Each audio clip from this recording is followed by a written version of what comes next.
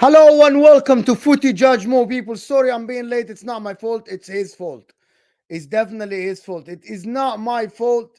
His laptop decided to reboot in the last minute. But welcome to Footy Judge More people.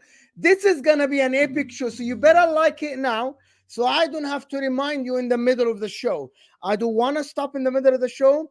I don't want to tell you to like the damn video. The like button is underneath your live chat. And if you're watching this on the replay, make sure to like the video, subscribe if you're new. It's content every day, people.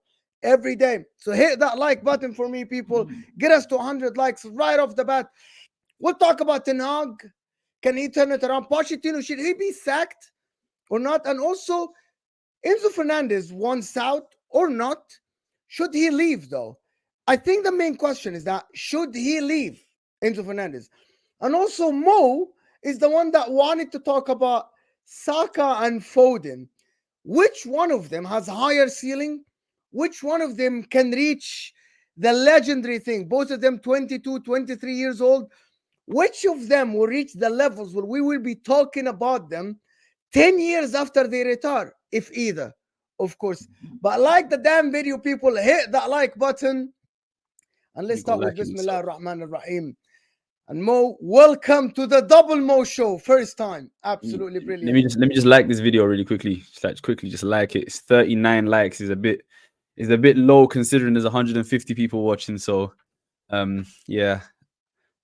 This is something that we've been planning for a while. A Mo show. And it's a good one. We've got a lot of interesting topics to talk about. I don't get the title, can Ten Hag turn it around? Because Ten Hag seem to have turned it around over the last couple of weeks. They've been playing some very, very good football. Of course, Man United's season still kind of needs to be turned around because it's so inconsistent. And that's been my issue with Man United the entire time. It's like they will have games and halves like they have over the last 2 weeks, but then you never know. They could lose 4-0 to Nottingham Forest next weekend or whoever they play. I mean, you just never know what's going to happen with Man United. That's just the Man United situation. But Pochettino, I feel bad for Pochettino. I'm one of the few people that feels bad for Pochettino because it's the fourth manager they've had since these American clowns have taken over. And it's the exact same thing. No matter who plays, no matter what starting lineup they play, it's the exact same result. They don't look good, and I don't think it's a Pochettino thing. I don't think whoever comes is going to turn them around at this point. I don't think. I mean, I feel bad for Pochettino personally, but yeah. Really? So talk to me about Ten Hag, though. You think he turned it around? Oh, okay. The thing is, yeah. You'll see a lot of Man United fans saying recently, see, there is a style of play, see, we're playing better now. And my one and only criticism of Ten Hag has been his over-reliance on Lisandro Martinez for them to play how they want to play. If you've watched Man United over the last 2 games, there is an identity. There is Luke Shaw's inverting from time to time. They're playing a specific brand of football. Højlund looking good. Kobe Mainoo seems to be a big part of it. But his over-reliance on certain players for him to play Ten Hag ball is a bit worrying. But when he does have his players, you can see that they're playing well. Do you know what I'm trying to say? And you can't fault them for that. I mean, they look good. Listen, to challenge your opinion, Ange Postecoglou doesn't need his players. That's a very good point. Zerbi doesn't need players. Thomas agree. Frank plays the same brand of football with a lot of injuries. I agree. With a lot of absentees. So this notion of Erik ten Hag can only... unless you're telling me that Erik ten Hag has the most sophisticated No. style of football in the history of football, that it only requires certain players to play that. I was saying this recently, right? At the start of the season, I was so heavily defending and backing Erik ten Hag, thinking, listen, he's the second coming. He is incredible. Let him get his players. Yep. But then to your point, when you see Ange Postecoglou with literally nobody and you can still see the same style of play, it kind of makes you question Erik ten Hag. And like, I mean, even myself, one of the biggest Erik ten Hag fans, it kind of makes you look at it in a certain way. But then you look at Lisandro Martinez and how good he is on the ball and how how much Lisandro Martinez gives you going forward, keeping possession, line breaking passes, and you can kind of understand it because he is such a unique player. You know, none of Postecoglou's defenders are as good on the ball as Lisandro Martinez, and when you take that away, it kind of hinders your team. And back to what Postecoglou used to do. Postecoglou played 4 fullbacks rather than playing centre backs, and that's because they are better on the ball and they are faster, so they can recover because they play such a high line. So he had things that he did in place of that. And even last year, when Lisandro Martinez went out, they played Luke Shaw at centre back, and they looked okay because Luke Shaw has similar characteristics. But when you've got Luke Shaw out and Lisandro Martinez out, and then you're stuck with Johnny Evans and Harry Maguire and Scott McTominay, it's very difficult to compensate for what you want to do with players that lack in certain aspects. Guys, there is 150 here. Can I get an answer from each and every one? It's a yes or no question. Has Man United turned it around? I'm not saying they've turned it around, by the way. I'm just saying I'm just asking the people in the chat. 150 people, yes or no question, people. Everyone answer in the chat. Has Man United turned it around? Is this the revival of Erik ten Hag? I really want to know, because I wanted to ask this question, and I want to keep this back and forth questions, not only me asking questions. This is the beauty of the show. In my opinion, Erik ten Hag already failed. In my opinion. The reason why I said that, the reason why I'm saying this, he already failed. He regressed massively.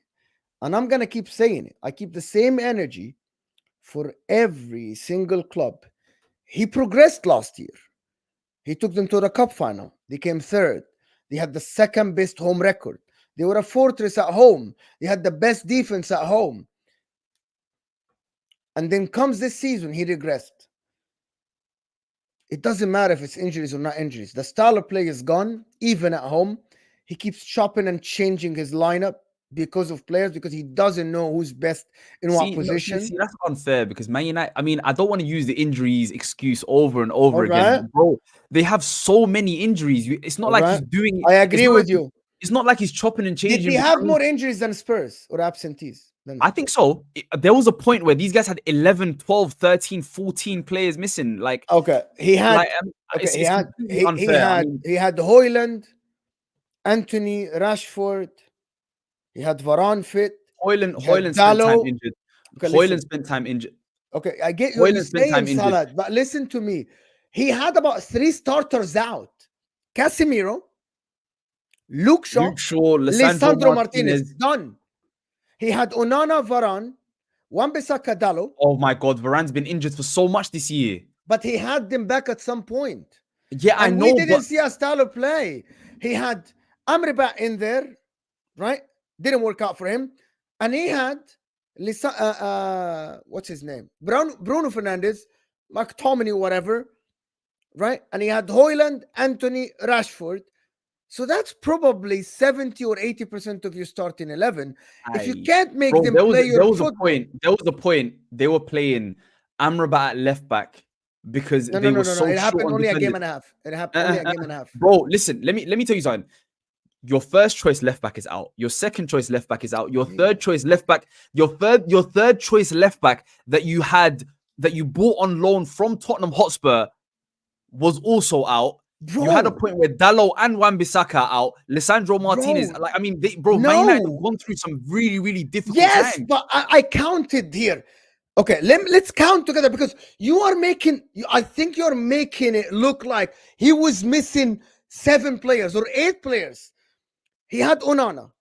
He had Varane. He had Dalot. That's 3. Varane was in and out. Varane was fit. Staffy here will tell you. It was a very inconsistent situation with Varane. He wasn't injured. He kept him on the freaking bench. That's a fact, Salah. That's a fact. Okay. He had in the middle. He had McTominay, which he prefers. He had Amrabat.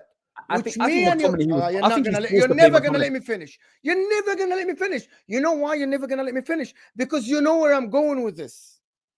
Because you know. I'm not gonna let you finish because I feel like you're kind of misinformed. I feel like I am not misinformed. I'm giving you facts. No, because you're saying he prefers McTominay. I guarantee you, no manager in the world prefers to play Okay, McTominay. he doesn't. If He still everyone, subs him in.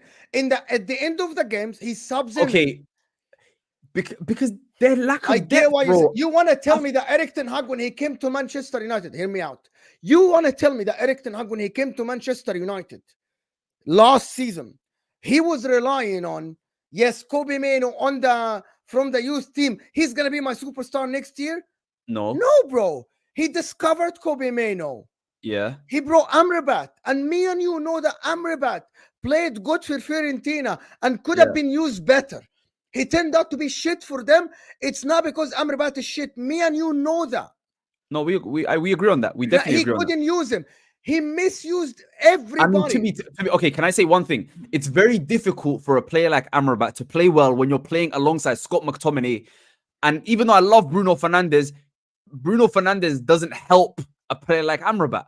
You know what I'm trying to say? Like playing Amrabat is literally by himself. Salah, you keep making excuses, bro. You keep telling me it's very hard for this Okay, guy. so what do you want me to say? What do you want me to say? I don't want you to say anything. I'm trying to. Okay, listen. Okay, you're calling I me don't want you to say anything. I want to challenge your opinion, but you're not letting me. Okay, go. I'm not gonna say a word. Go on. Challenge it. But then when you challenge it and then I reply, you say I'm making excuses. So what is it? No. I don't get it. I'm gonna give you a fact. I'm gonna give you a fact, and you tell me if it's right or wrong. He had 7 starters fit. Isn't that enough for me to see him at least have a style of play? Let's establish one thing first. If a manager has 7 starters, okay, isn't that enough for you to at least see a style of play? Say yes or no question. There is no. Somewhat. It depends. Somewhat. It depends. All right then. It depends. Okay, and can I explain now? You've asked me a question. Yes, of course. Up to you. Up to you. Okay. I feel like 2 of the most important players for Ten Hag, even though, and I've said this right at the beginning, his over-reliance on certain players is my criticism of him. But 2 players that are very important and vital to what he's doing is Lisandro Martinez and Luke Shaw, both whom have spent a lot of time out. That's my explanation. All right, let me give you. Do you believe? And I'm gonna every time you're gonna say, I'm gonna challenge you with logic. I'm not trying to prove anything here. I'm just trying to challenge your opinion because I believe that he failed in providing a style of play in his second year at Man United. The reason why I'm saying that, how important is Van der Ven for Ange Postecoglou to play the style of football he plays? Pretty important. Okay. Van der Ven was out for 3 months. Did Ange Postecoglou change the way he played football? Even though they lost the games, but did you see the footprint of Ange Postecoglou? I mean, I feel like we're going around in circles because I literally told you at the beginning of the show, when I saw Ange Postecoglou doing what Ange Postecoglou did, it made me question Ten Hag. And I said that at the beginning. Like, I feel like we're going around in circles. Because I did say that to you. So he failed. I'm not going to say he failed. But Man United regressing this year is definitely a question mark. So he failed. Failing is failed subjective. / he might turn it around. Question: what were Man United's goals and aspirations this season? Because failure is an outcome, right? What were their goals and aspirations this season? Challenge for the Premier League. I don't know. I feel like it's way too soon for them to have a style of play. Okay, this is what I thought Man United objectives of this season. This is what I thought Man United objectives. You came 3rd last year. You were the 2nd best team at home. You had a little bit of a wobbly form outside of your Old Trafford. All of these are facts, right? You agree with me? Don't worry about the chat. I mean, Man United weren't great last year. They got a lot of lucky results last year, in my opinion. So they were 3rd. Okay, lucky results at home. They were the kings. No. I'm saying overall throughout the season. And another thing they were fortunate about is because Liverpool was so bad last year as well. Do you know what I'm trying to say? So I feel like a lot of things went Man United's way last year. Even though Ten Hag had a good first season, I think a lot of things went their way for them to finish the season the way they did and in the position that they did. Okay, so but they weren't great last year. Okay. So this is what I think Man United objectives were realistically this season. Not win the Premier League, but at least Number one, at least be better than where they are now. At least be around the top 4 comfortably. Okay. Comfortably. Okay. Okay. Second, see the style of play at home and away from home. Because you only had one way of playing football at home and one way away from home. Transform your away form a little bit. Improve your players. The likes of Marcus Rashford, who had a good season, purple patch last season. Improve Anthony, right? Develop a little bit of Diego Dallo and play from the back with one of the best goalkeepers to play from the back, which is Onana, that actually transformed Inter last year after we had Handanovic before. And you know that. You know that for a fact. Change things. They failed everything. Everything. If you look at this Man United, and by the way, I'm gonna keep saying that. And Staffy, I think Staffy was on the top 6. Oh, by the way, can I just remind Staffy, I'm not a United fan, innit? Like I'm not I'm just trying to put context to Ten Hag. I'm not a United fan. How you feel about your team is your team, you feel me? And how United fans, I'm just trying to put context to Ten Hag and give him a way out, so to speak, because I feel like failing is an end result of something. And I don't think he's failed yet. And also, it's only a year and a half into the project that he's trying to do. Are there things that he could be doing better? Absolutely. Is there a style of play that should be evident at this point? Possibly. But at the same time, you need players to implement that style. And again, my criticism is he's too reliant on players like Lisandro Martinez and Luke Shaw to play out the back. But in the last 2 games, when we've seen these 2 plus Onana, well, last game, they look like a much better team. And they have looked like a much better team. Obviously, Kobe Mainoo has been fantastic for them. They got lucky with that. But when you have these type of ball retention players, they look like a much better team. And as they said in the comments, if they can play like this for a few more games, then they've essentially turned it around. Do you know what I'm trying to say? So my initial argument was the question shouldn't be, can Ten Hag and Pochettino turn it around? Because I feel like Ten Hag is kind of turning a corner. That's the point I was trying to make. But then you decided to come and prove a point about Ten Hag. And I'm not even disagreeing with them a lot of what you say. I'm just saying that injuries haven't allowed them to be as good as they can be. Listen, I'm not saying that Ten Hag can turn it around. I have seen worse. I have seen coaches completely be atrocious and turn it around. And for the people that are asking whom I'm Mo Salah support, and let's call him Salah and let's call me Mo. Or let's call him Mo and call me the judge. Mo Salah doesn't support any Premier League team like me. This is one of a kind show. 2 people that don't support the team in the Premier League. It doesn't get more neutral than this. It doesn't get, but you're not even hitting the like button, people. And we have over 180 people here, and we're not even on 100 likes. So hit that like button. But so at the end, do you think Ten Hag is the guy to take Man United back to where they belong?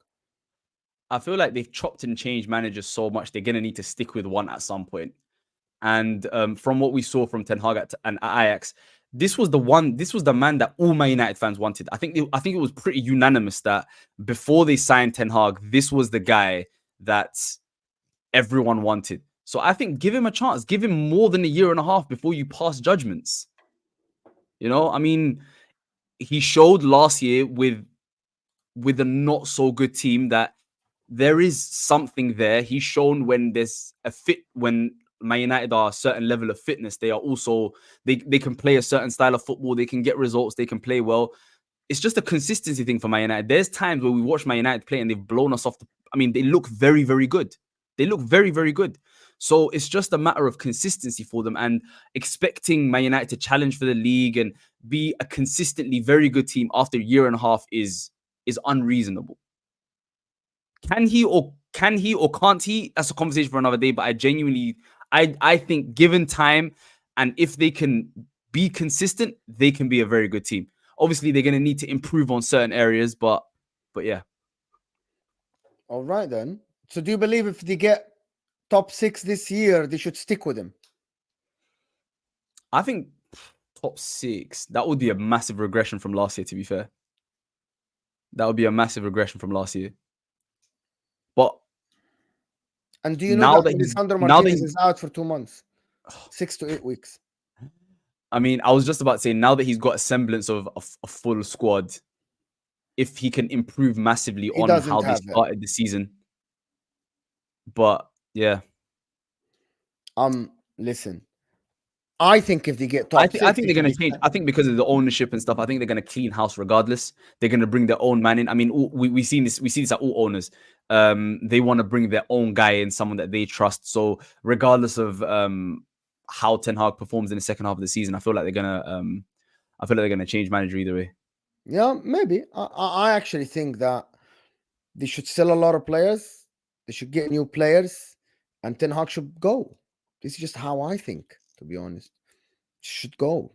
I mean, I think if Ten Hag goes, he's gonna get a massive job regardless. I feel like No, he won't. I feel like his Ajax source is still there, and everyone knows Man United is in such turmoil. I genuinely believe if Ten Hag leaves Man United this summer, he will get a very, very good job somewhere. Give me a name, a club. Example. Barcelona.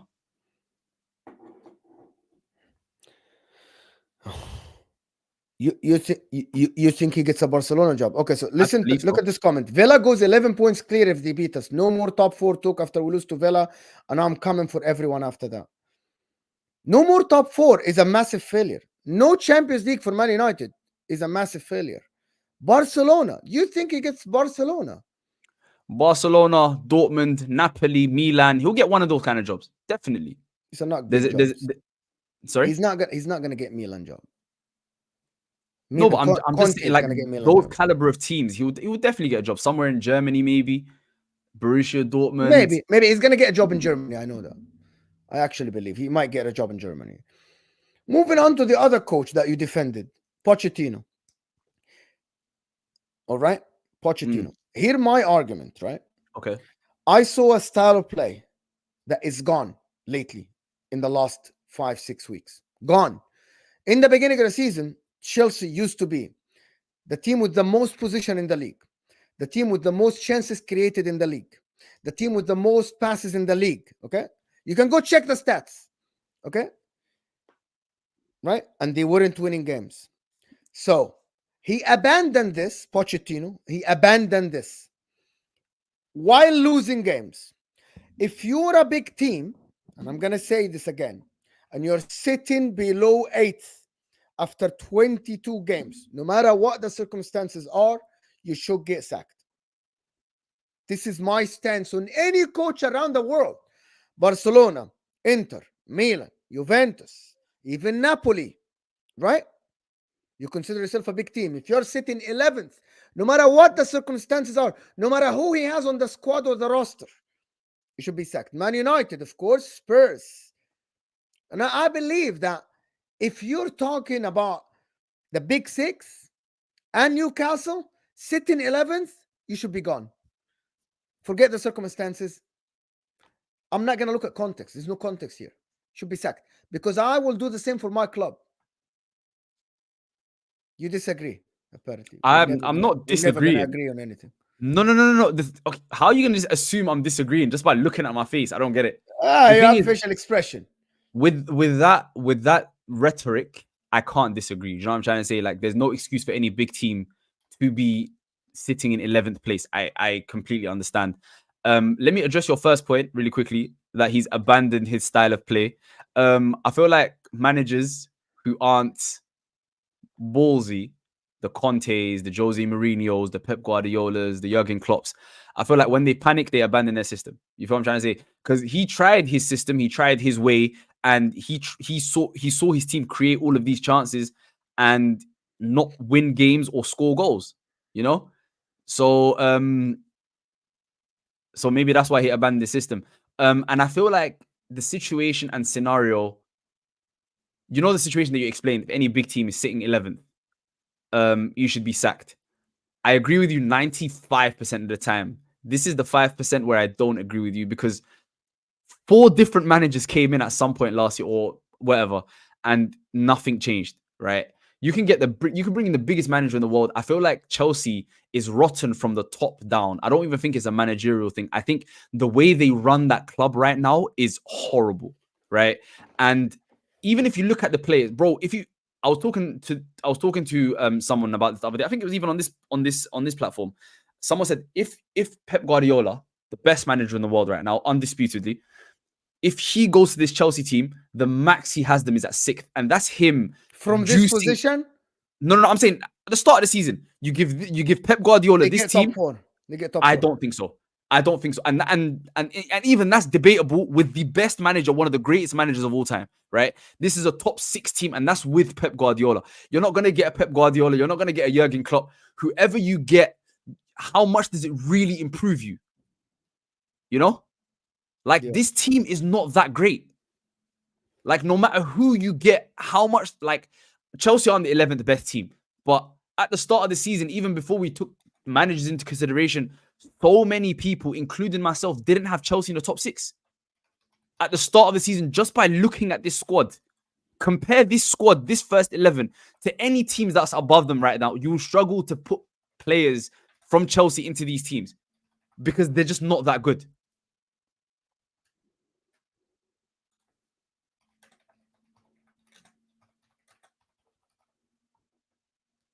Listen, I just wanted to address something about Pochettino. I believe that Pep Guardiola gets this team, they get top 4 this year. At least they challenge for it. They're gonna be better than Aston Villa. They're gonna be challenging for top 4. They're gonna be challenging for more. I think he's not gonna abandon his style of play. I believe he is gonna be all right. Right? Like, I think they're gonna be all right. Yeah, but I wanted to ask you something else. Do you think these players are overrated though? I don't think they're overrated. I think they're not good. Like, I don't think they're good. You know? There's about 3 players in Chelsea that I think are very, very good, like, that are Chelsea caliber players. Only 2 or 3. That's it. I feel like Caicedo, after 1 year playing in a most incredible system, we haven't seen more than that. Enzo Fernandez, it was 6 months in Benfica and a World Cup. 6 months in Benfica and the World Cup. So you don't rate him that highly? I don't rate him. I think I've been saying this and I will continue to say it. I think Mikhailo Mudryk is one of the worst football players I've ever seen. He's horrible. The reasons behind that sale is something that's is crazy. Mikhailo Mudryk is not good at football. Raheem Sterling, we speak about his inconsistencies. Chelsea are relying on Nkunku. Nkunku has played about 3 games for Chelsea and he hasn't looked good. They've got like 11 defenders and they've all got mistakes in them. All of them have bozo moments in them. Wesley Fofana, the most talented one, is rarely ever fit. Reece James, the one player that you can say is good when he plays, is never ever fit. Ben Chilwell is up and down. Cucurella is up and down, more down than up. You know what I'm trying to say? Like, there's very few players. Like, their most consistent, you know what you're going to get player that they have this season is Conor Gallagher. Do you know how crazy that is for Chelsea Football Club? Of course, yeah. Cole Palmer's been a revelation. But the fact that Conor Gallagher is the one that is looking the brightest in a midfield that cost £300 million is ridiculous. Ridiculous. So to say, I mean, how much can someone that's not, because you're saying Pep Guardiola challenges for top 4, the greatest manager of all time, arguably, challenges for top 4. How many Pep Guardiolas are there? Give me any manager right now that gets the best out of this Chelsea team and makes them better than they are. Very few. But not 11th. See? Not 11th. Of course, not 11th. Like, 11th is ridiculous. But as you said, they've created a lot of chances. They've been Chelsea have been unlucky at the same time. Let's not kid ourselves. Chelsea have been kind of unlucky, right? But they're not that much better than 8th, 7th, or 8th. If we're being completely honest, this squad is not good, bro. As an Inter Milan fan right now, this squad that cost 1.3 billion, how many players are taken from this team? To my starting 11, in your starting 11, yes. In my starting 11, Zilch. Okay, even if healthy. Reece James at right fullback is the one I can think of. Maybe I'll take Enzo or Caicedo to play for Mkhitaryan. But the way he's playing this year, no. This Chelsea team doesn't have one player that starts for Inter, by the way. One player. Napoli are currently 11th. I'm taking two people maximum. You're joking, but fine. Okay, I'll take 2 centre backs, and I'll take maybe Cole Palmer. You'll take him. That's it. That's over Osimhen. I'm okay. Thank you very much. Oh yeah, over Osimhen, no. Thank you very much. I'm good. In midfield, I'm not taking a single one. I'm taking Lobotka over Enzo. I'm taking Anguissa over Caicedo. I'm taking Zielinski over Conor Gallagher. I'm taking the defenders, and that's it. That's it. Even right back, I'm not taking Reece James because I got Di Lorenzo. Reece James is injured all the time. I don't think people should count I'm Reece James. I'm only taking centre backs. That's it. And I'm currently having a terrible season. That's the point I'm trying to make. Is that how bad? No, you but we're don't rate the players. Compare Chelsea and Newcastle. Compare Chelsea and Aston Villa. How many of these players get into these teams? 2, 3, maybe. Like Chelsea aren't that good when you really look at their team, bro. They're not. A healthy Newcastle. Are you taking Enzo over Sandro Tonali or Bruno Guimaraes? No, you're not. Are you taking Caicedo over Joe Linton? Probably not. Are you taking Nicholas Jackson over Alexander Isak? No. Are you taking Raheem Sterling or Anthony Gordon? You're probably taking Anthony Gordon. Do you know what I'm trying to say? Look, just compare it. Look at Aston Villa, for example. You're like, are you taking Musa Diaby or are you taking who you take? Do you know what I'm trying to say? This Chelsea team is just not that good. I keep telling them this. They didn't believe me. I said some of the players are good. So this is one of the things, bro. If anybody tell me Sterling, I am never taking Sterling in my team. Body language, football IQ is zero, bro. The guy has zero football IQ, right? Makes the wrong decisions all the time. Raheem Sterling, and I'm going to say he is the most overrated English player in the history of the sport ever. The guy was put in pedestals with Salah. Yeah, that's ridiculous. That's ridiculous. It's ridiculous. People were talking about Raheem Sterling with Salah. Salah, bro. They were talking about Raheem Sterling with Hazard, bro. No, he was scoring 20 goals. Because he was scoring 20 goals for Pep Guardiola, people saw this guy is it. I mean, even when people compare Raheem Sterling to Heung-min Son, I was like, okay, calm down. Like, he's not even, I mean, there's so many wingers better than Raheem Sterling in Premier League history. This is it. Wallah al-Azim. This is it. One of the reasons why I rate Pep so much is he would make you think the player isn't bad. I'm not saying Raheem Sterling is a championship player level. Raheem Sterling was a good player, right? The way he used him and the way he made him look in front of us, like we really thought this guy is it with 20 goals. I'm going to tell you what I mean. Raheem Sterling is a 6 out of 10 player, max. What he did is that he made him in some season look like a 9.5. People saw Raheem Sterling. People would thought that Raheem Sterling would leave Man City and go to Real Madrid, bro. I swear. Yeah. They would say this. They would say Raheem Sterling would start in any team in the world, bro. This is how magical this is why when people tell me Pep Guardiola, I say, yes, he might have ruined football for the neutrals, but he's one of the best coaches around the world. Bro made Pedro was talented though, man. When Pedro came to hear me out. Pedro was a good player, bro. But hear me out. He's a good player. Like, Pedro's better than Raheem Sterling, in my opinion. Okay, so you're not listening to the argument. He made Pedro in that Barcelona team look like Henry. Yeah. He takes a player that is 7, makes him a 10, a 9, because of how the system works. He makes every player look better than what they actually are. To be honest, every team that, apart from even, and I'm gonna say this and people won't like it, Messi with Guardiola, there was equal talk about Pep and Messi. Can you imagine that? Can you imagine that when Pep was at Barcelona, right? When Pep left, people remember that part of Barcelona as Pep's era. Imagine that, just deep, that he had Messi, and people remember it as Pep's era at Barcelona, not Messi's era. Every era after Pep, it's Messi's Barcelona. Can you imagine this? Yeah. Just deep. I want people to understand that when Pep leaves Man City, there will be more talk. This is how good, this is how much I rate this guy. Listen, I used to hate the guy for whatever reason, because I'm going to give you the reason, right? Oh, it's an opinion. Yeah, of course. People think it's a fact Listen, everything is an opinion unless it's a written fact. He scored 10 goals. That's a fact. Of course, it's an opinion. People think like, yeah, it's a fact. It's not a fact. It's an opinion. Some people, by the way, say that Raheem Sterling is very talented. I don't think so.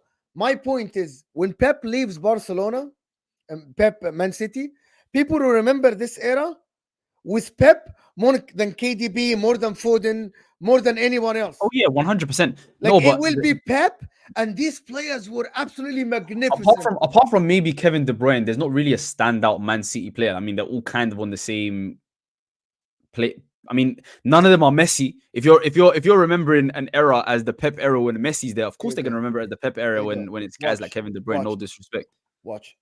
Okay, I'm just gonna go through the comments, people, right? And I'm gonna tell you, this is Pep's work. It's not Raheem Sterling. One. Sterling is not overrated. Come on, Mo. People think that Raheem Sterling was an amazing player at City. There you go. Mo, you don't know ball. Fine. If you think that, ask Man City fans. If you think that. The thing is, okay, the times I've seen Sterling play very, very well are in major competitions with England. He's actually been England's best player at tournaments. So that's where I'll give him props. I mean, I don't rate him as high as, I mean, I don't think he's top 10 wingers in the Premier League. I don't think he's anywhere near that. But for England, he's shown up quite a few times. And bro, Michael Olise is way more talented than Raheem Sterling. I mean, Sterling's body of work speaks for itself. He's... Yeah, the goals that he scored for Pep. Mm. For Pep. Mo, I like this comment. Mo, you're an Inter fan that does no Inter content, but are a Premier specialist. I'm going to answer this for once and for all, people, right? I do watch Serie A. Been watching the Premier League for over 20 years, probably before some of you were born. Watch every game of the Premier League, but also watch Inter every game. Priority is Inter always because it's the team I support. The reason why I do content for the Premier League, because since I was young, I always wanted to do content for the Premier League. I also wanted to talk about the Premier League. I didn't want to talk about Serie A. Serie A is a washed league. The reason for that isn't because Serie A football is crap. It's because the product, and I'm an international fan. It's horrible.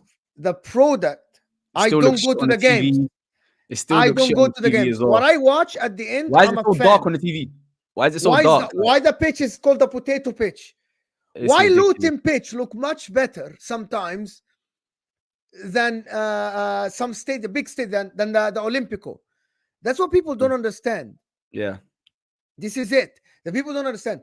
I don't watch a lot of Serie A. I watch only the Premier League. I watch Inter every game, of course, follows them religiously. I watch the big games, Juventus, Milan. If Juventus playing Napoli, I watch them. But I watch the Premier League, so I think I'm entitled to talk about the Premier League. And if you don't like it, it's up to you. Completely up to you. And if you disagree with me, it's completely up to you as well. I'm not someone who's arrogant and I'm going to tell you to leave. It's up to you to disagree with me, challenge my opinion. I challenge your opinion. I'm never always right. No one is always right. But at the end, it's as simple as, if you don't like my opinion, you can disagree with me. It's up to you. Bro, anyway, can we quickly go back to the whole Chelsea thing, right? And Chelsea, before I want to go to Foden and Saka for the last. Here's another problem with Chelsea. You've bought all of these young players who aren't really that good, and you've given them 8 and 9 year contracts. How do you what's motivating them? Do you know what I'm trying to say? Like, do you think Enzo Fernandez should leave Chelsea? There are rumors that he's looking in his agent. I believe it's not true. But do you believe, if you are advising any Chelsea player now, would you advise him to leave? He's got a 9 year contract. His contract finishes in 2032. Like, right. Who's alive, who's dead? Like, he's got a decade left on his contract. He has no say where he goes. It's ridiculous, bro. It's unbelievable. A 9 year contract. It's insane. It's insane, but it's insane. Absolutely. I mean, and where would he go? Where did he go, and where does he play? I don't know. Chelsea fans are thinking that if he goes to Real Madrid. Do you know how many midfielders they have? Camavinga, Chouameni, Jude Bellingham, Fede Valverde. You want me to carry on? Like, or go there and do what? I don't know, actually. I don't know. But to be honest, I actually don't know. But And this is not me saying he can't go somewhere and be good, by the way. Like, he can go somewhere like Inter and be very, very like a very solid, like a good player, yeah. right? I've always said this as well. When you pay 100+ million for a player, he has to make an impact, and you need to know exactly what you're getting, right? When you paid that money for Paul Pogba, you knew exactly what you were going to get, a complete and utter game changer. He may not have lived up to that at Man United, but you know what you're getting. When you pay 100 million for Declan Rice, you know exactly what you're getting. Someone who's going to win the ball back, who's going to be an engine of your team. What is Enzo's role? Is he going to dictate play? Is he going to create chances? What is his role? And is he going to completely change your team? You know?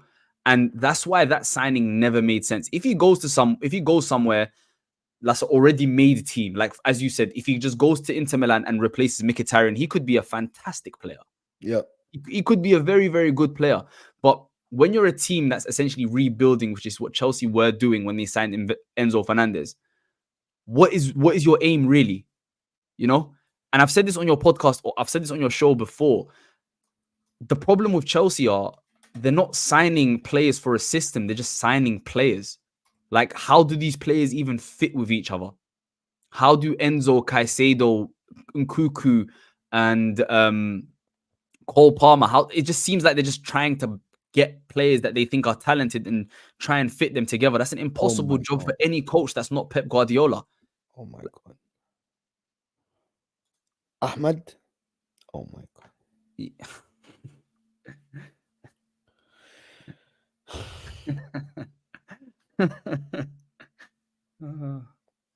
Wallahi, when we say some people just want to see what they want to see, they tell us we're wrong. So like, to be honest, Enzo compared to Pirlo, I think it's a crime against football. Well, I think it's a crime against football. Have you watched Pirlo? I think Pirlo is a top 3 midfielder of all time. I rate him so highly. I rate him above Xavi personally. I rate Pirlo so highly. I think the only midfielders ever that are above him are Zidane and Iniesta, in my opinion. Pirlo is a cut above. I mean, Enzo, come on, man. Let's not, come on, man. Like, is Enzo even better than Jorginho? Let's get it right. Do you know what I'm trying to say? Like, Jorginho, like Ballon d'Or nominee Jorginho. Is Enzo even gonna get to that level? Do you know what I'm trying to say? Okay, I don't think Jorginho is better than Pirlo. Relax. Jorginho is one of my favorite players of all time, but Pirlo's just a GOAT. Like, you know, when you say GOAT, Pirlo's up in that conversation, man. Like, Enzo, come on, man. I don't believe Enzo will reach that level that people think he's gonna reach. Do you think he'll, by the end of his career, he'll have a career like Jorginho? Do you think he'll have a better career than Jorginho by the end of his career?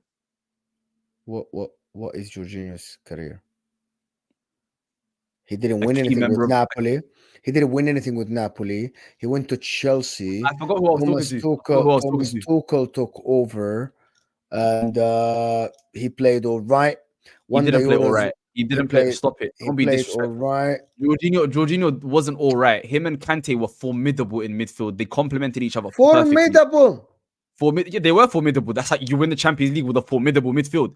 Mason Mount, Jorginho, and Kante were absolutely incredible, and they were amazing. And then they went to the Euros in that same year, and he was a key piece in winning the Euros with Italy. Jorginho, like, I don't care how you feel about Jorginho, he was incredible. He was a mainstay in that midfield. He was the one midfielder that wasn't taken off. He was a mainstay in that number 6 with Barella, with Verratti or Locatelli, whichever one was healthy and playing at the time. And he was fantastic in that midfield. Like, I know you don't like Jorginho, but Jorginho's resume speaks for itself. It's as simple as that. He never won a league title. Okay. He won the Euros with Italy. That's a national team. Okay. And he won the Champions League with Chelsea. That's a good resume, you think, for a top midfielder that will get in the top 50 midfielders in the history of the sport? I mean, top 50. I mean, you got to sit down and think Top about it. 50, bro. Jorginho's. Top 50 is top 50. See, look, Okay. Jorginho was crucial for his team winning the UCL and the Euros. He was a key player, bro. He was a There's a key lot of other component. players that were key for them. I don't know about that. Do you think Jorginho is better than Barella, for example? I think they're two completely different midfielders. I think Barella's more talented. Barella is a. Do you think Jorginho is better than Hakan Çalhanoğlu? Yes, he is. I think so.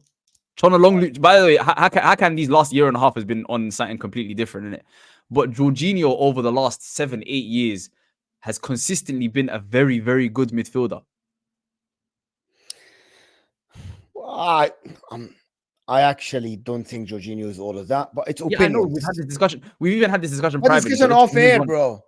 Let's just move on. Let's move on from Jorginho. Ihsan, thank you for becoming a member. Ihsan, appreciate you. Ihsan for becoming a member. Thank you for everybody supporting the channel. Guys, let's 200 people here. Let's get the likes up to 100. It's simple. It's simple, to be honest.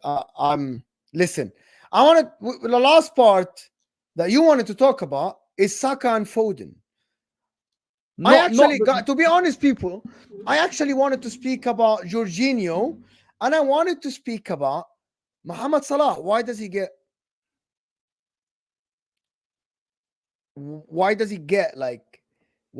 disrespect? But you wanted to speak about, because the Mo Salah arguments played out. You know what I'm trying to say? Like, all right. So you want to speak about listen, this show is wide open. You speak about whatever we want.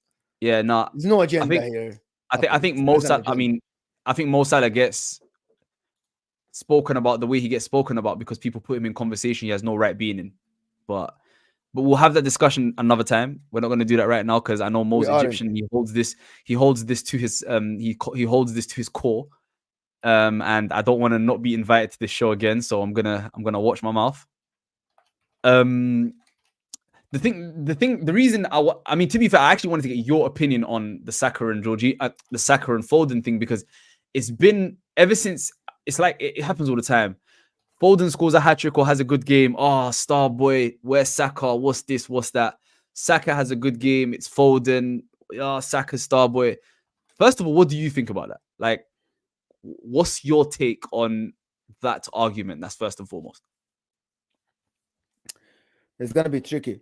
I think that Bukayo Saka, number one, the position is different.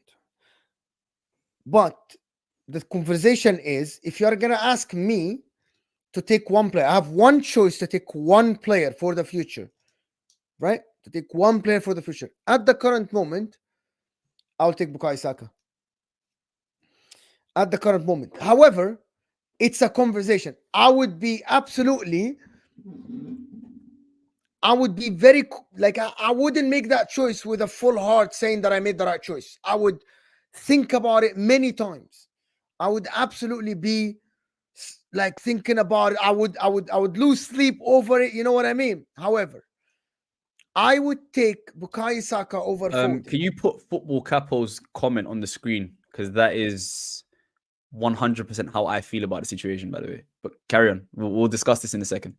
However, I believe Phil Foden has a higher ceiling than Bukayo Saka. Does that make sense to you? Like, I believe Phil Foden can reach a level where he will be remembered in the history of the Premier League. But does that make sense? But at the current moment, because I don't know the future, right? I believe how the Bukayo Saka plays football, in my opinion, the physicality, the way he plays football, I think it's more the player now, the pressure he was put under. I think I would take Bukayo Saka. Phil Foden, I believe if you put Bukayo Saka in Phil Foden position, I don't believe he would have thrived as much as how Bukayo Saka how Bukayo Saka did. It's just my opinion. Can Foden prove me wrong? I don't know. I didn't say anything bad about him. But I believe that Phil Foden has the circumstances help him more than Bukayo Saka. The coach, he was coached under the system, the players around him, everything in that club makes you a successful player. Everything around him is helping him develop. which is nothing against him. But I believe if Bukayo Saka can be put in a better place than Arsenal, and that's gonna trigger Arsenal fans. If he's in a better club than Arsenal, Bukayo Saka could have been and can be absolutely magnificent winger. He has the speed, he has the body shift, he has the physique. Bukayo Saka is sturdy, is strong on the ball. Bukayo Saka doesn't get like tackled up. Like when he receives the ball, he either gets the free kick or he gets control of the ball. He puts his body. That's my opinion. Phil Foden is more of a trickery player. Physically, he isn't compatible with Bukayo Saka. I believe Phil Foden has all the talent in the world, and because he plays at Manchester City, I believe that helped him. I'm looking at both now. I think both are equal. This is what people don't understand. Sometimes I'm making the choice because Salah asked me, not because if I don't want to make that choice. At the current moment, both of them are absolutely fantastic. You ruined it, man. You ruined it. I was agreeing with you 100% the entire time. No, but to be honest, because I'm looking at Phil Foden, I believe you ruined it by sitting on the fence. You were on the right side of the fence, and then you decided, you know what, I'm gonna there is no fence here. There is no fence. I'm not saying that because of Man City. Because when I'm watching Phil Foden, the guy is talented, bro. The guy does something that not a lot of people do. The glide, the positioning, and that was coached, right? That's what I believe. Here you go. Someone said Cole Palmer is clear of both. He played 800 minutes or 1,000 minutes and something. Go ahead. It's your turn now. No, see, I agree with a lot of the things you said, right? I feel like going back to that comment, I think Saka has a much, much harder job than Phil Foden. Phil Foden can have 5 bad games for Manchester City and it won't even make a dent. Like Man City will still comfortably win. He's playing with elite world-class players all over the pitch. If Bukayo Saka has a bad half, you notice it with Arsenal. But that's because Arsenal rely on Bukayo Saka because he is that kind of player. Phil Foden doesn't make a drop in Manchester City. Whether Phil Foden plays or not, you won't even notice. Like, no, with all due respect, and that's not taking anything away from Phil Foden. That's just talking about Manchester City, the system that Pep Guardiola has, and the number of world-class players that there are at Manchester City. You know what I'm trying to say? And when people say Phil Foden is doing this in the most perfect system ever created, and not only is he doing it in that system, he was raised and brought up in that system. Bukayo Saka has had to earn his position on the right wing and now make it his own and become one of the best right wingers in the Premier League. And that's why I rate Bukayo Saka higher than Phil Foden. And for me, it's not even remotely close, because the responsibility, bro, responsibilities are what make you more like, do you know what I'm trying to say? Like, for example, I'll give you an example. Pedro in that World Cup winning team, for example, like hypothetically speaking, Pedro in that World Cup winning team. I mean, it's just, and I'm not comparing Phil Foden and Pedro. I'm just saying it's so much easier to perform in that system because you know there's no pressure on you. Because even if I don't perform, I can have a day off today. Kevin De Bruyne will carry me. Haaland will carry me. Julian Alvarez will carry me. Bernardo Silva will carry me. You know what I'm trying to say? Whereas Bukayo Saka knows every single game he needs to show up for Arsenal. Otherwise, your team might not win because they rely on you and they need to do well. And that's one of the reasons, by the way, I respect Cole Palmer so much. Because Cole Palmer could have grown as well and said, you know what? I'm going to take my time. I'm going to be a big part of this team at some point, win everything at the same time. But instead, he went to go challenge himself in a terrible situation, but go challenge himself nonetheless, because now all the pressure is on him because it's his team now. You know what I'm trying to say? He's trying to make the team his and try and be his own man rather than having this Pep Guardiola umbrella ahead of you. Because when you're in that system, you're always going to do well. Really? And that's where I stand. Yeah, but so the other argument is that if you aren't good, Pep is not going to challenge. No, bro. Phil Foden is an extremely talented player. Okay. I'm just saying we won't see Phil Foden's what he really is. And the same with a lot of these players that play under Pep Guardiola. You're not going to see what they truly are without Pep Guardiola. It's the same as you said about Pedro a few minutes ago. Pedro looked like prime Thierry Henry but then when he wasn't without Pep, we saw what he really was. Still a very good player, but not what he was under Pep Guardiola. So until I see Phil Foden not under Pep Guardiola,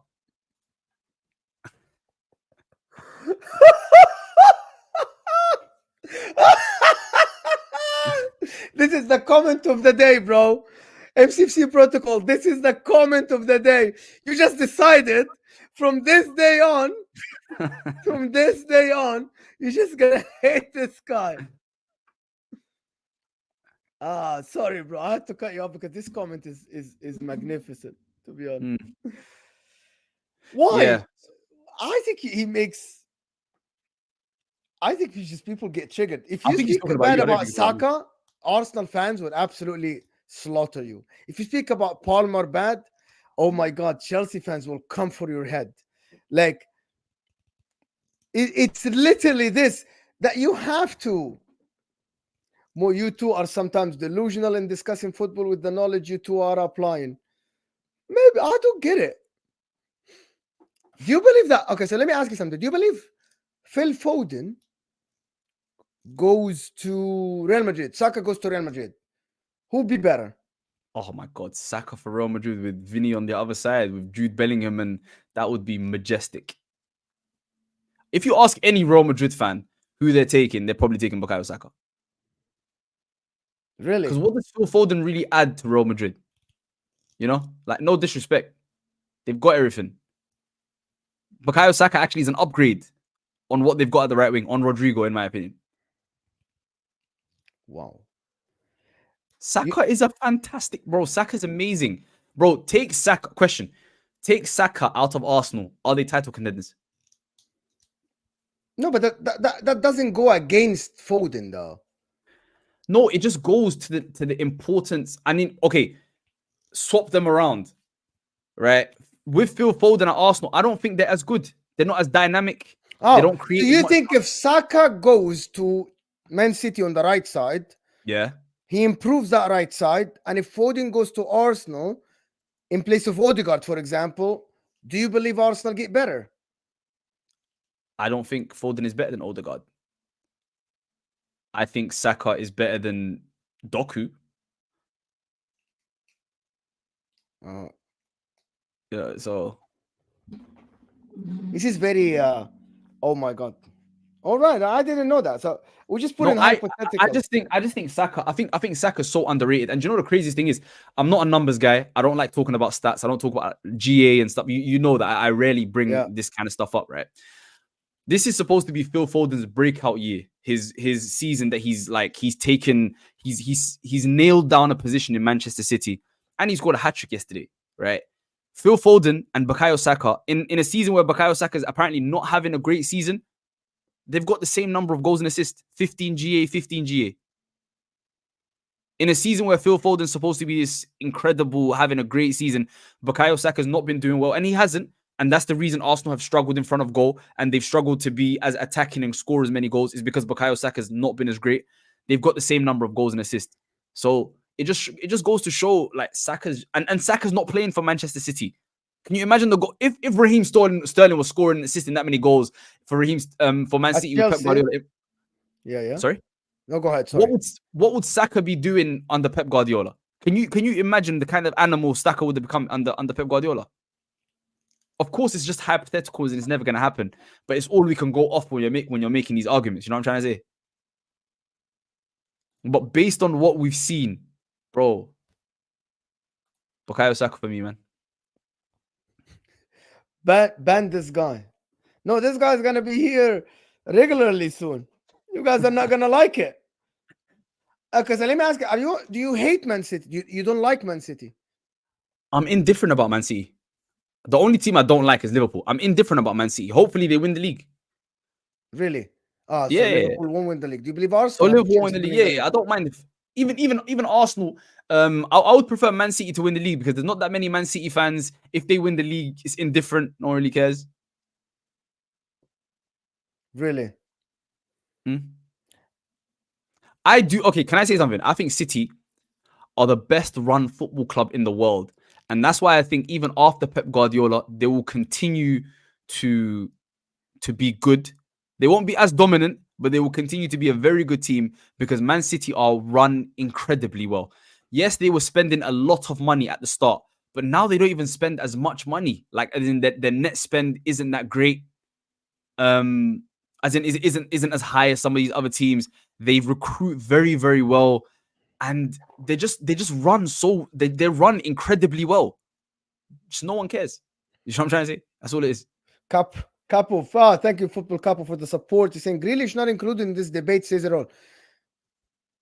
Guys, Jack Grealish isn't even in this conversation. I promise Jack you. Grealish is a grown-ass man. Like, Jack Grealish is a grown-ass man. Yeah, we're talking about these young kids. Jack Grealish, go raise your kids. Like, that is a grown man. Yeah, he's not even like part of this, to be honest. Wow, I'm looking at I'm really, to be honest, like looking at this Saka Foden thing. It's tricky. Okay, so do you believe? Okay, so let me ask you another question. Phil Foden stays at Man City, Saka stays at Arsenal. 10 years after they both retire, we remember who? Phil Foden. Why? Because he's at the much better team and he's gonna win much more. That's the only. That's the only thing. But I don't think if Arsenal don't win the league in the next 2 years, Bukayo Saka's leaving. I guarantee you that. Guarantee. Yeah, I believe Bukayo Saka's gonna leave. Bukayo Saka's leaving. I don't think Bukayo Saka spends his career at Arsenal. Even though he's an Arsenal boy and things like that, I think he goes to Real Madrid or, you know, I think that move's gonna happen for sure. Yeah, 100%. Maybe. And also they both play for England. I guarantee you Bukayo Saka starts more games and plays more minutes for England than Phil Foden. Definitely. Question, Mo, is KDB any good or is it just Pep's system? Nah, KDB. Well, KDB makes Pep's system. Does that make sense to you guys? Pep changes players' position to accommodate KDB. That's how good he is. Yeah, people don't realize that. Different. There are players that Pep would change the way he plays. Okay, let me just put it. Pep changed the way he plays because of Messi. He benched Ibrahimovic. He did this and that to accommodate Messi. Kevin De Bruyne might not be Messi, but Pep changes players' position to play. Are you going to keep asking questions? Is Rodri any good? Are you going to ask every player? No, KDB is sensational. I think there's a very valid argument for KDB to go down as the greatest Premier League midfielder of all time. And really, there's a very good case for that, in my opinion. Better than Scholes, better than Lampard, better than Gerrard, Yaya Toure, all of these guys. I think there's a very legitimate case for KDB. I think KDB is absolutely sensational, man. He's incredible. He's absolutely incredible.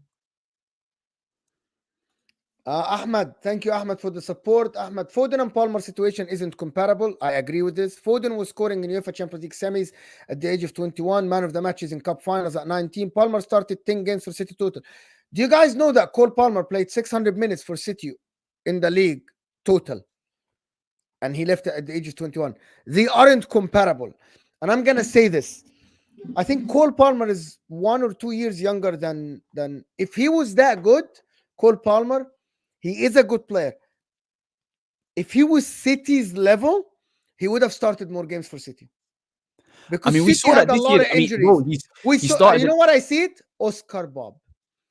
When Pep Guardiola relies on Oscar Bob in a Newcastle game, a make or break game in the league, to come off the bench and win him the game, that's how highly he rates Oscar Bob.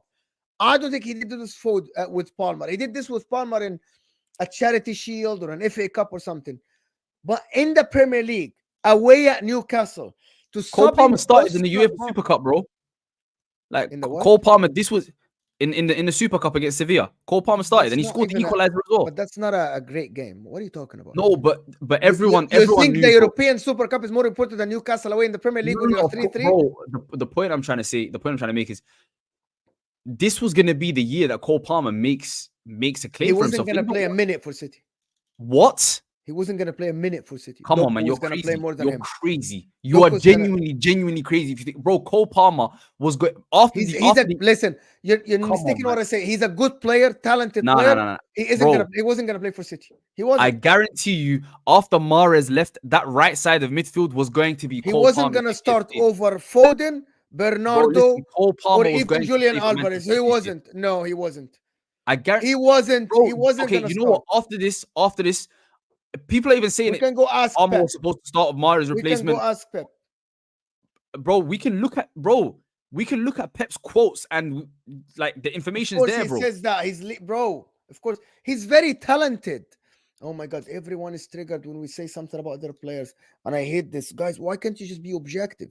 He wasn't gonna start for Man City, I guarantee you, Cole Palmer was gonna start for Man City this year. I promise you on everything. bro. They were looking to sell him. They That's absolutely not said we true want to because that sell came him, out of bro. nowhere.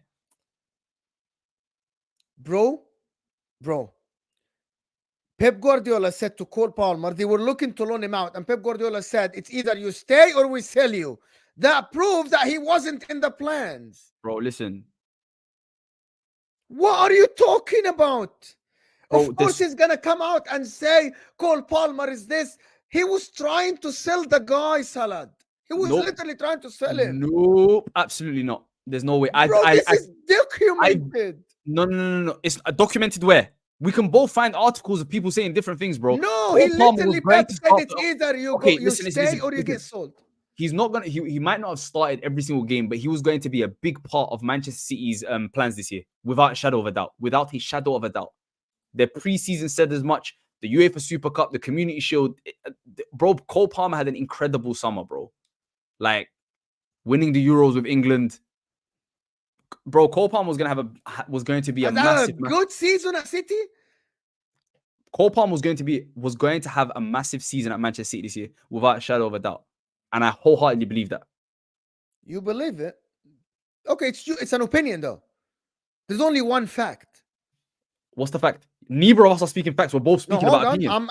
I'm speaking facts. I'm gonna tell you the fact. The fact that they wanted to sell him. That they literally told him it's either you stay or we sell you. That means if he was in their plans, they wouldn't have sold him.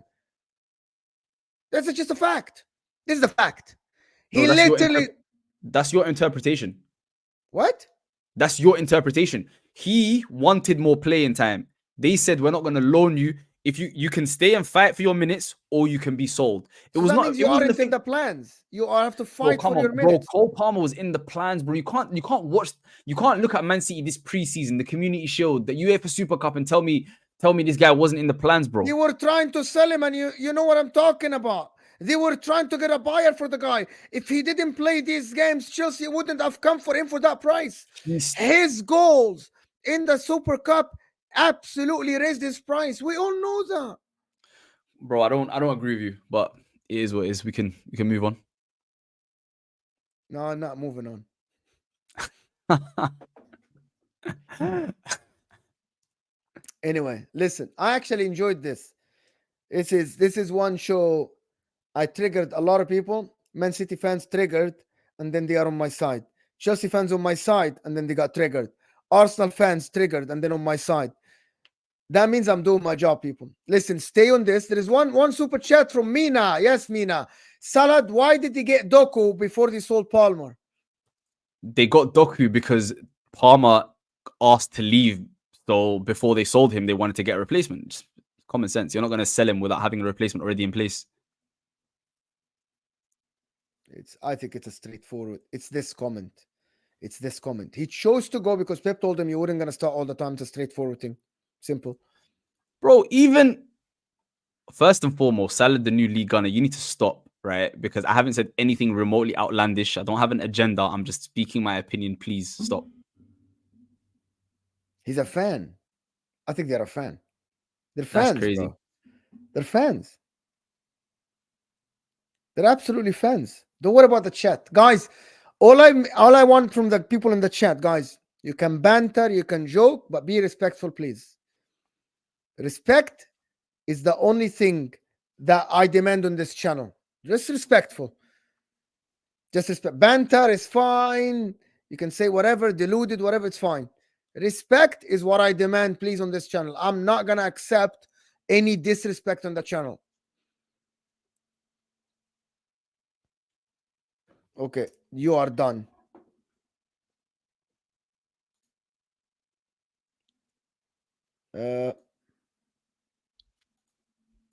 Hold up.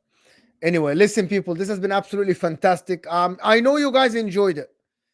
Wait, are we on 100 likes yet?